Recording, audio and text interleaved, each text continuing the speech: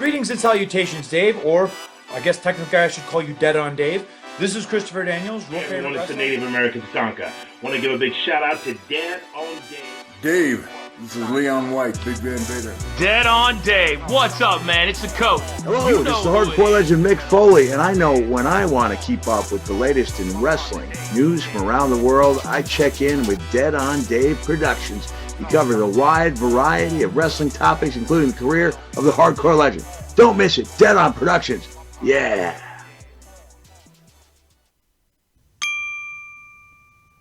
What's going on, everyone? Welcome back to the channel. It's your boy Dead on Dave, and that's right, we are here for your Smackdown review. Now, big apologies to everybody who comes to the channel to check out the live reviews, but the reality is it's the middle of the night in Germany when it comes out, and I just did too much this week, so I was tired, so I got some sleep. But don't worry, when Smackdown makes the live jump coming on July 19th or 18th, whenever the hell it is, I will be here. I will never miss them. Just like I never miss a Raw. Very rarely do I miss a Raw. I shouldn't say never, because nobody has never or always of anything. Anyway, I digress. We are here for your Smackdown copious review.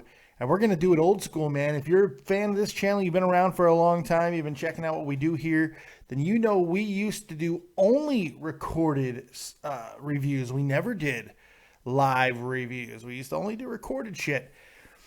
And when we did, what I would do is I would go match by match, segment by segment, watch it. I'm going to watch it right now. I have yet to watch SmackDown. I'm going to watch it and give you my instant reaction to each match and segment. So thank you guys. Let's jump right into it. Let's not gild that lily, shall we? Let's start SmackDown because it's got a lot to live up to. NXT was really good this week. All the news and announcements that's going on in the world right now of wrestling, SmackDown needs to deliver. Let's see if it does. We got a couple of title matches and I believe at least one Money in the Bank qualifier, so quite a lot going on. Let's see if it delivered the goods. Here we go. First segment. Let's check it out. All right, first 3.5 minutes, and I've already noticed one thing. They are pushing Money in the Bank really heavy this year. I mean, really, really heavy. They're going to push it super hard, and that's a good thing.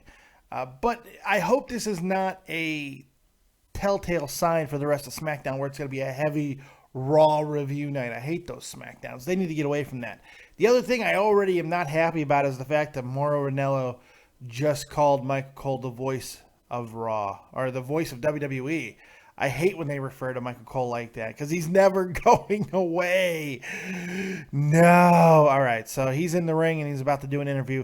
Let's check it out. Let's give it a chance. Let's calm down and give it a chance. All right, let's check it out. Here we go. All right, so the first segment is over. It was about an 8.5, 9-minute promo. We got Dean Ambrose and Michael Cole eventually gets chased out of there by Mr. Kevin Owens, and we're all thankful for Kevin Owens for that. And then Sami Zayn comes out, bane of my existence, all that good stuff. And then Alberto Del Rio comes out, and he still has a match with Zack Ryder to see if he even gets in to the Money in the Bank. But spoiler alert, I got a feeling he does, considering he came out for the goddamn promo. Jesus. And then, of course, it eventually breaks down into a little bit of fisticuffs with Kevin Owens attacking Sami Zayn. Then Dean Ambrose actually almost attacking Sami Zayn after Sami just barely pulled up from hitting a haluva kick on him. So, there's a lot of good teasing for the Money in the Bank match and everything, but we still got so long before Money in the Bank. I feel like they might be shooting their wad too early. Slow build. I don't think we need to go right into all of the craziness because we're going to get so many different variations of tag matches and singles competitions between the competitors. Right now it's at 7. That'll probably go up to 8 of the competitors for Money in the Bank between now and June 20th or 21st or 19th, whatever it is. There's still some good time between now and then. So I don't know. If you're going to focus your show around it, it's going to be one continuous storyline. Okay, that's cool. Let's see where it goes. At least it was in the 20-minute promo, so that's not so bad. We're getting right into a match now with Alberto Del Rio with Zack Ryder. Woo, woo, woo. You know it. Let's see how that match turns out, shall we? Wow, first opening match of the night between Zack Ryder and Alberto Del Rio. Really, really good match. I mean, they put on a really nice display of wrestling there. They got some good length. You know, that was good. They got to wrestle for a good amount of time. It wasn't a microwave minute match there, so that was good. They did a lot of things. I felt that Del Rio looked about as good as we've seen him in quite a long time. I wonder what could have possibly been reinvigorating Mr. Del Rio. Could it be the love of a younger woman?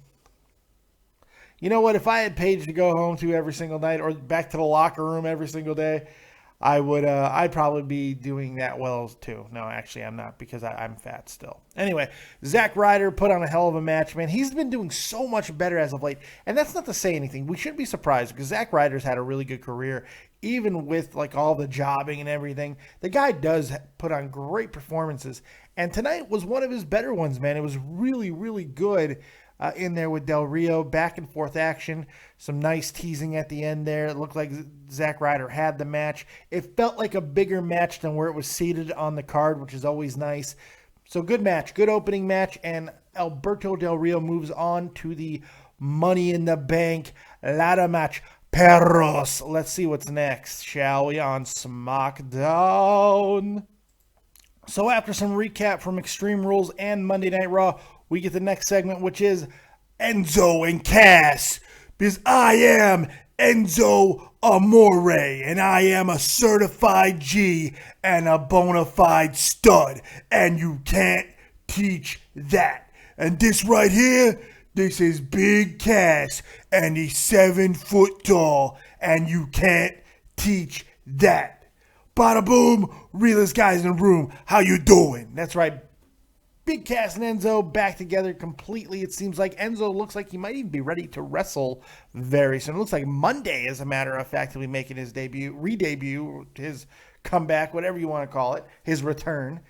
And he had a nice little promo cutting up the Dudley boys who came out to kind of give a little bit of shit to Cass and Enzo. But, you know, as fun as it is to see Cass and Enzo, I kind of want to see more physicality. This kind of fell flat because we've seen it a bunch of times now with these same participants. So maybe a little bit more physicality. But look, I'm never going to complain about Cass and Enzo talking ever, ever, ever, because it is always so much fun. So that was that segment. Not too bad at all. The first hour of SmackDown is certainly chugging along quite well. So let's see what's next. I believe we're getting Machka. I believe we're getting some Rusev action. But let's see. Hey, maybe it'll be all right. I don't know. Maybe it won't give me eye cancer. Let's find out. Here we go. So a quick promo out of Rusev in the back interview with Renee Young, who's looking good. And we got a reminder that milk is for babies. Championships are for big boys, apparently. Rusev doing what he does, man. I like when he kind of calms it down and he talks in a normal voice with not a lot of accent. It works. He's crazy and I like it. Lana, you know, I'm going to throw this out there. Do you guys miss Lana in the business attire with the bun and all of that? I mean, I think she looks better now, but I feel her presence back then really set her apart from the normal, typical fucking, you know, everyday. She looks like Maurice now, you know? I mean, the cleavage and all that. Don't get me wrong. I'm not complaining, but that look she had before with the leggy look, it wasn't that unique. It was basically Miss Hancock, but still, we don't see that all the time. And she was a powerful, strong woman behind Rusev. Now she's kind of an everyday type of character with no unique qualities. And that's not really, you know, I don't want to like bury Lana here because I do love her to death. But, you know, I'm just wondering. It seems like they've subtracted by adding in some ways, you know. I don't know. Just my opinion. All right, let's see what's next here on the SmackDowns, shall we? All right, so we just got a United States Championship match between Rusev and Callisto. Not a bad match at all, man. I actually thought this was a really good match. Maybe their best of their series that they've had. They kind of ignored some of the, I mean, like at first Callisto he was nursing some of the injuries that he's had in the matches with Rusev. But you know what? I kind of have a little bit of a problem with that. Either fully sell everything that happened to you at the hands of Rusev because those things have been so nasty where he's basically broken him in half, or don't mention it at all. Don't even sell it at all. Just be like, oh, I'm fine. And they kind of got lost in half there, but that's a minor gripe. I don't think that's a big gripe because the match was really good, and that's something that we don't always get to see with Callisto matches. This was the end of Callisto in the mid-card run, whatever. I believe he will be going back to the Lucha Dragons now, more than likely, because not only did they... Oh, epic sneeze! Holy shit, we don't get the whimsical sneezes anymore very often.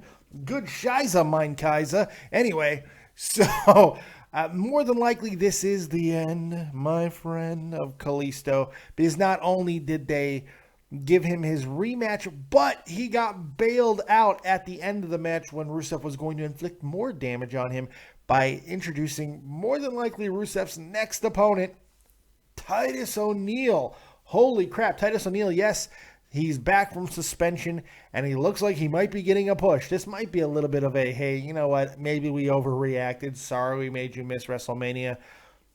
But not to rehash all that, but you don't put your hands on a 70-year-old man, especially when he's your boss. You don't do it under any circumstances, especially out in front of a crowd. You just don't do it, plain and simple. There's no other argument to that, none. To me, that's it. When you're the owner and somebody the size of Titus ONeil puts his hands on you in front of a crowd like that, if you want to suspend him, if you want to fire him, I feel you can. Fuck that. I don't care. Anyway, but he's back, and I'm glad that he's back. All that being said, I'm glad Titus ONeil's back because he is a talent. I didn't know that he was 39, though. He's old, man. 39. Papa ONeil. Holy God. But it looks like he might be getting one chance here to really shine. And he looks like he's going to be Rusev's first opponent for that United States Championship. We'll see how that goes. So, good stuff there. I thought it was a really, really, really solid match. So, a lot of fun happening on SmackDown so far because that was a fun match. Let's see where it goes as we traverse. I believe we're going to get a little recap of that cringeworthy Charlotte Flair breakup. Oh my God, but let's get through it and let's see what's next on SmackDown. You know what? It's kind of funny. As cringeworthy as that whole segment on Raw was with Charlotte and Rick, they cut it in a really interesting way to make it seem not so bad. And they added a whole bunch of commentary by other divas and superstars that kind of really did throw on their, I'm sorry, not divas anymore, superstars. They're all superstars now. I'm still trying to get divas out of my programmed mind. Holy shit. They're doing a really good job there with everybody weighing in on, the way that she broke her daddy's heart and all that. That's an interesting take. That's a really interesting take. Good job. They're taking the best out of a cringe situation. Anyway, we're going to get a women's tag team match, I believe. Let's see how that goes on the SmackDowns, shall we? I'm sorry, not a tag team match, a singles match between Natalya and Dana Brooke. We'll get to that in a second.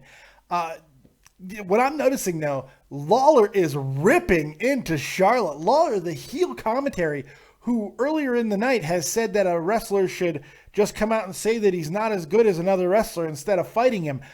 He is tearing into Charlotte right now. This is hysterical. He is ripping into her. How dare you hurt your father? Oh my God, this is funny. I hope that he ends up saying no, good job. Because that's just weird. Let's see where it goes. Let's see what he ends up doing here. This is funny. Oh shit, Charlotte just shut it down. Oh my God. Charlotte just said, shut up in your face. Because as Lawler's going on and on, Charlotte sticks to the thing of which her resentment is built around in the storyline. She said, that's really funny for you to say all this for a guy who spent most of his life away from home. Ooh, right in the baby maker by Charlotte. Shut your face, Lawler. I like that by Charlotte. Good job. Good job. Let's see this match. Dana Brooke and Natalya. Oh boy, here we go. All right, not much of a match. Just a couple of holds, and then Charlotte ends up coming in there and beating on Natalya. It looks like they are not getting done with this Charlotte and Natalya angle. You have to wonder at this point if they are going to end up putting the belt on Natalya, because this is just kind of weird how long they've had this going for no payoff other than just continuing to keep Charlotte strong. This is interesting. We'll see where it goes from here. But this was kind of a nothing segment, but still, you know what? I won't even say that, because while the match wasn't anything, there were some poignant moments with Charlotte and her character development. So I'll take that. I sounded like I was drunk there and her character development. I sounded like fucking Harry Carey for a second. Holy Toledo. Holy cow. I love Harry Carey. I'm a Chicago Cubs guy, as you can see. Look, there it is. See, Cubby. All right, sorry. All right, I digress. Let's get back to SmackDown and see how the show wraps up, because we're getting close to the end, my friend. Here we go. After another recap of events with AJ Styles, we get a little interview with AJ and the gorgeous, the scrumptious-looking Renee Young. And AJ's like, I don't know what's going to happen next with AJ Styles. He had a really good, this was probably his best backstage interview since coming into the WWE. Really controlled. He knew what he was saying. That was good. And, you know, he doesn't know where he's going to go from here, but he's got to think of something, he says. So good stuff out of AJ. And whatever he does, we know it'll be phenomenal. And he's not buried, by the way, fuckers. He's not buried. Oh, my God. AJ be buried. There is no burial of AJ Styles. He is going to be just fine. And apparently there are some big plans ahead for AJ. And with this brand split, AJ is going to be a marquee guy. I hate that. He lost to Kevin Owens. He's not in the Money in the Bank. He's buried. Shut up. Go get out of your mother's basement. Go get a tan or a job in a tan. And go give blood. People need blood, and yours is probably fucking like germ-free. Certainly not an STD in there, I guarantee that. Anyway, let's get back to it and see what's next on the SmackDowns. I love how I make a virgin joke, and I'm sitting here doing a goddamn fucking a wrestling review because I'm so cool. Yeah, take my disc because I'm so cool. All right, here we go. Oh my God! All right, we got the Golden Truth again, and they lose again, and then Goldust convinces R-Truth that they're needed again. I want to kill myself. I cannot deal with this situation anymore. They gotta stop. Oh my God. Look, I got respect for Goldust. The fact that he didn't just, he doesn't have the same issues with WWE as his brother Cody and Eden did, because they like hightailed out of there, which, by the way, I have a little bit of a theory on that. I'm not even sure that Cody wanted to leave. Eden's been wanting out for a long time. She's been teasing it for months and months and months. And, just based off of like reactions, Cody's been on up, down, and so is Eden too. But I mean, Cody's interactions as Stardust seems to be like up until just right now, no frustration. He seemed joyful. In fact, he defended the whole Stardust movement when people would like get on his ass. So is he just being a company man now then, or which makes me kind of question his fucking personality, his character. I got to be completely honest. I look, I'm not going to be popular for saying this, and I don't really care. It feels like, based off the evidence that we've seen with the tweets that Eden made and everything, it seemed like Eden wanted to go, and Cody was like, "Okay, honey. Well, if you want to go, I'll go. If you're not happy, then we're not happy." But being the type of guy that he is, being a Rhodes, this also rings true to something he would do, that a Rhodes would do. Let me go first. I'll draw the heat, and then you could just come behind me. Because nobody's talked about Eden leaving, because nobody gives a shit. Nobody gives a shit. Had Eden left with Cody and Goldust still in the WWE, the talk would have been like, well, what's wrong with Eden? What's this situation? And it would have been a distraction. So Cody's like, well, fuck it, man. I'll lead the charge. I'm the man. I'll lead the charge, and we'll go. And Goldust was like, I'm getting paid, bitches. I ain't leaving nowhere. Golden Truth. Everybody know what's up, So he was happy with that shit. But I digress. No more Golden Truth, please. But we're going to get more. It's just going to keep cramming it down our gullet. Oh, my God, like the mandible claw. Holy shit. All right, let's see what's next. I believe it's the Intercontinental Championship. Let's see what happens on SmackDown. Boom. No, it wasn't the Intercontinental Championship. It was a very weird, fast, like 2-minute promo by Seth Rollins. How weird was that? Where he didn't really say anything. Strange. His entrance in and out took longer than what he actually spent in the ring. That was weird. Anyway, all right, we'll just move on from that. And it's Intercontinental Championship time. All right, let's check it out. I just wanted to do my Finkel again. Finkel and Einhorn. Here we go. It's Cesaro versus The Miz in the main event of this week's Smack Diggity Down. Let's check it out. Holy shit. Great match out of The Miz and Cesaro. Not a good match, a great main event. That was awesome. That was awesome. Holy shit. That was a great match. Lots of action, back and forth. Great finish with the turnbuckle exposed. Great match. Cesaro came this close. A Maurice hair. I won't even be vulgar about it. A Maurice hair away from the Intercontinental Championship. Look, say what you want about The Miz. This has been a great run from him. He's been doing a lot of great things, and it's been enjoyable. So there you have it, man. This is a pretty good SmackDown. Not a bad SmackDown at all. I'm right around same as I was for Raw, like 6.75 to a 7. I'm not blown away by anything, but it was a good continuity show, man. The show it flowed. There was no dead spots aside from just a little minor things.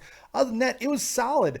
While nothing epic, it certainly was solid with a couple of really good matches in there. Not a lot of wrestling, but that, you know what? That's my biggest complaint, and probably the reason why 3 points are coming off right off the top is it was just way too much review. But other than that, I mean, it didn't take away from me. But then again, I didn't have to sit through it with the review and commercials. I watched it afterwards without commercials. So that's a different experience, and I think that's important to note. I wish I would have said that at the beginning, because not having to sit through the commercials and then a review of what happened in the past, you know, it's a different story altogether. But we'll see. I hope you guys enjoyed it. Make sure you hit me up in the comment section what you thought. Also on Twitter at DeadOnDaveV. Let me know what you guys think about the whole situation. And make sure you're keeping an eye on the channel, because if you like this, we got another review coming up almost immediately after the new episode of Camp WWE. I'm going to go watch it right now, and then we're going to do a review on that. So thank you guys very much for joining us right here on Dead on Dave Productions. Like, subscribe, and share. And as always, if you don't have talent, have talented friends. Go check out Tutol over at XLT Live Podcast or XLT Podcast. It's in the description box. Go check it out, and you won't be sorry. Go check him out. He's the man. Also, Tommy C over at Shot From The Point, the most badass hockey program on all the known YouTubes. Go check it out, folks. Keep it copious. We'll see you next time. Peace.